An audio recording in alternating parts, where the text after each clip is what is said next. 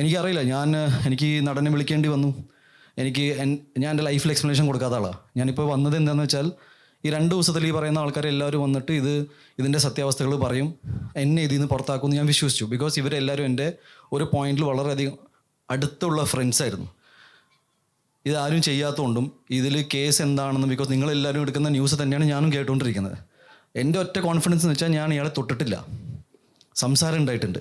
സംസാരം വളരെ ഇമോഷണലായിരുന്നു. ഞാൻ വളരെ വിഷമത്തിലായിരുന്നു. അവിടെ നിൽക്കുന്ന ആൾ പോലീസിൻ്റെ അടുത്ത് മൊഴിയും കൊടുത്തിട്ടുണ്ട്, സംസാരിച്ചിട്ടുണ്ട്. ഞാൻ പറഞ്ഞു വന്നത്, ഇങ്ങനെ ഒരാളെ ജസ്റ്റ് മേ ബി നിങ്ങളുടെ കൂട്ടത്തിൽ നിന്നൊരു ആളായതുകൊണ്ടും PR ചെയ്യുന്ന ഒരു ആൾ, നിങ്ങളെല്ലാവരും PR ഏജൻസീസും റിപ്പോർട്ടിങ്ങും എല്ലാം ചെയ്യുന്ന ഒരാളായതുകൊണ്ടാണോ ഇങ്ങനെ? ഞാൻ ഉണ്ണിമുകുന്ദൻ ഇങ്ങനൊരു വ്യക്തിയാണ്. ഞാൻ ഉണ്ണിമുകുന്ദനെ കുറിച്ച് കുറച്ച് കാര്യങ്ങൾ പുള്ളി ചൂണ്ടിക്കാണിച്ച ചില കാര്യങ്ങൾ ഞാൻ പറഞ്ഞുതരാം.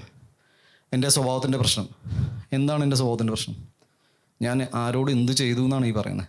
എൻ്റെ വ്യക്തി ജീവിതത്തിലുണ്ടായ എല്ലാവർക്കും, സാധാരണ ഒരു മനുഷ്യൻ്റെ ജീവിതത്തിൽ ഉണ്ടാകുന്ന പ്രശ്നങ്ങൾ എനിക്ക് വേറെ രീതിയിൽ വന്നു. ഞാനത് ഫേസ് ചെയ്തു. ഞാൻ കേരളത്തിൽ നിന്ന് തന്നെ, നിങ്ങൾ പറയുന്ന സമയത്ത് ഞാൻ കോടതിയിലും പോയിട്ടുണ്ട്, മീഡിയയുടെ മുന്നിൽ വന്നിട്ടുണ്ട്, ഓരോ ചോദ്യത്തിന് ഉത്തരം നിന്നിട്ടുണ്ട്.